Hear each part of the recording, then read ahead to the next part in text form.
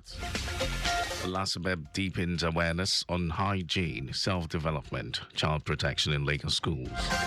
Federal government promises end to frequent power grid collapse.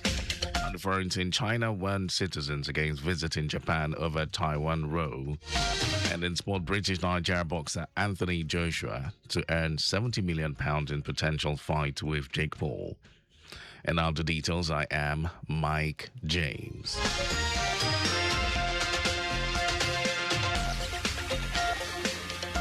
The Lagos State Universal Basic Education Board, LASUBEB, has concluded a 2-day advocacy and sensitization program on promoting personal hygiene and curbing sexual abuse among children in public primary schools across Lagos.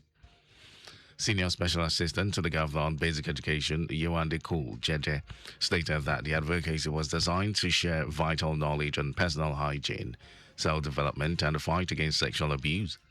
She encouraged the girls not to keep silent but to rise above societal limitations and aspire to become leaders in their chosen fields.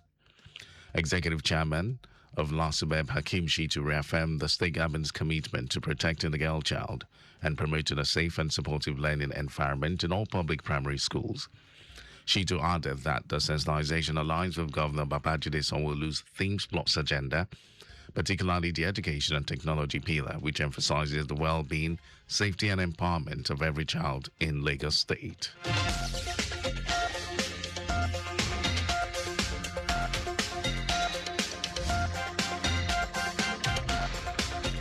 Lagos State Ministry of Information and Strategy has inaugurated its Toastmasters Club as a veritable platform to improve effective communication and enhance public speaking capabilities of public affairs officers in the state civil service.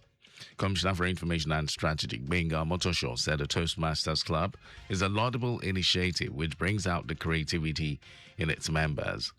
Omotosho noted that officers in the ministry are expected to speak all the time with confidence, and Toastmasters will serve as a platform to help them hone their communication and public speaking skills.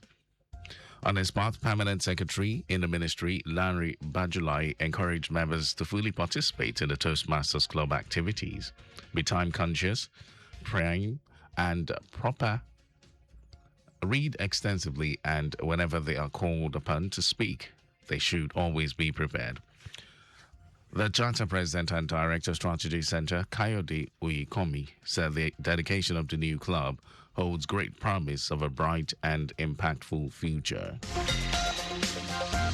The Nigeria Customs Service has intercepted 108,775 liters of premium motor spirit being smuggled through the River Benue into Cameroon, in what officials describe as one of the largest anti-fuel smuggling operations recorded in Adamawa State in recent months. National Coordinator Operation Whirlwind, Kolakmo Oladeji, said the development was made possible after a special tactical team mounted a covert surveillance position near Ribadu Loading Bay, a notorious route known for illicit fuel movement into Cameroon. Oladeji said as the smugglers began transferring the products into the vessel, the customs team advanced and issued command for them to halt.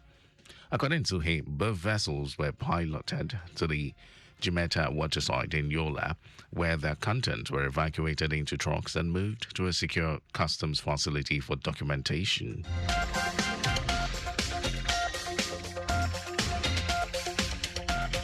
And now to the rest of the stories.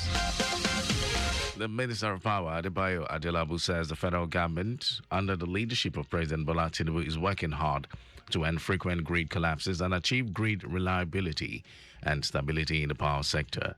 Adelabu stated this in New York, Akwa Ibom State, at the Nigeria Independent System Operator NISO Management Maiden Retreat 2025 with the theme, NISO on the Move. The minister said President Bola Tinubu's administration at inception began doing things differently to ensure grid stability and reduce power outages in the country. He said the creation of NISO is an initiative of the federal government to ensure that things are done differently in the sector.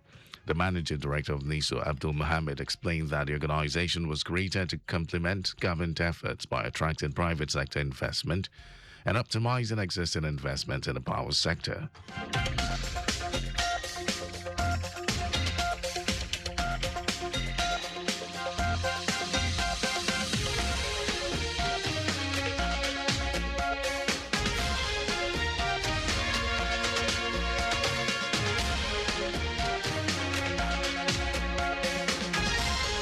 The World Health Organization has warned about the rapidly growing diabetes crisis in Africa. Speaking on the sideline of World Diabetes Day, team lead non-communicable disease (NCD) WHO Afro Kofi Mensah described diabetes as a growing concern fueled by lifestyle changes, increased processed food consumption, and reduced physical activity.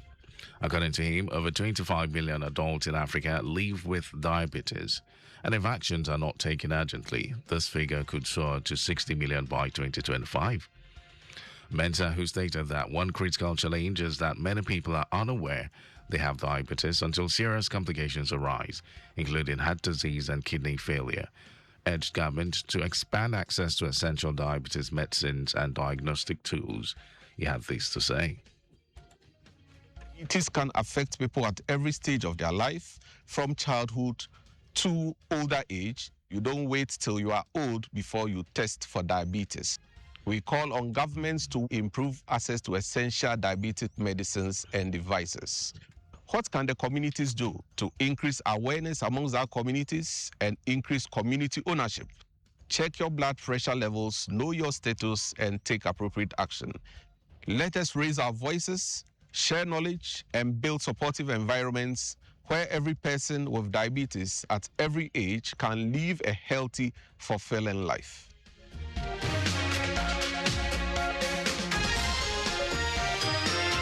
Mensah noted that the WHO is supporting 31 African countries through its package of essential non-communicable disease PEN interventions, which helps primary health centers detect and manage diabetes early. Adding that an expanded PEN Plus program is rolling out in 20 countries to provide better care for parents with advanced complications. And now to foreign news. China has urged its citizens not to travel to Japan and summoned the country's ambassador in Beijing over Prime Minister Sani Takaichi's comment on Taiwan. China and Japan have been locked in an escalating war of words this week, set off by Takaichi's suggestion that Japan could respond with its own self-defense force if China attacked Taiwan. Both countries' foreign ministries have lodged serious protests with each other after a Chinese diplomat also made a comment, which some interpreted as a threat to behead Takaichi. The spat touches on the historical animosity between China and Japan, as well as long-standing strategic issue on the sovereignty of self-governed Taiwan. And over to sports news. Anthony Joshua is on course to secure a staggering £70 million from a highly anticipated clash with internet star turned boxer Jake Paul, as advanced negotiations continue for a blockbuster bout expected to be held in Miami next month. Joshua's promoter, Eddie Hearn, said a colossal prize purse of roughly £140 million is on the table, with both Joshua and Paul projected to receive equal shares should the fight be finalized.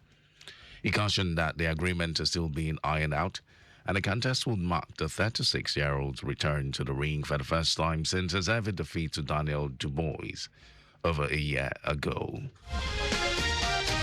That was our news at noon. Just before we go, do not park at or near a road crossing. You can follow us and like all our various social media platforms: X, Traffic Radio 961, Facebook, Lagos Traffic Radio 96.1 FM, Instagram, Lagos Traffic Radio 961. Subscribe and watch our news and programs on YouTube, Traffic Radio 961. Visit our website at www.trafficradio961.ng.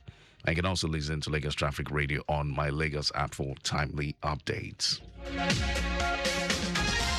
Did you know that the Sanwo-Olu administration completed and inaugurated 384 capacity multi-level car park at Oniko, Lagos? Well, you can get more details. It's on the Legacy Government website. And to end the news, here are the highlights of the major stories. The Lagos State Universal Basic Education Board, LASUBEB, has concluded a 2-day advocacy and sensitization program on promoting personal hygiene and curbing sexual abuse among girl children in public primary schools across Lagos.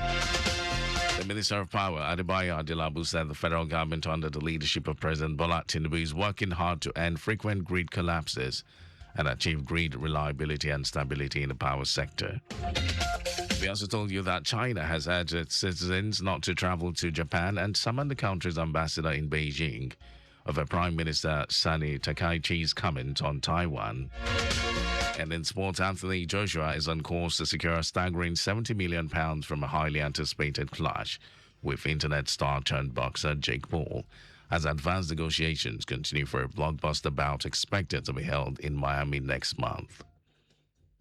And for contact with the newsroom, send a message to info@trafficradio961.ng.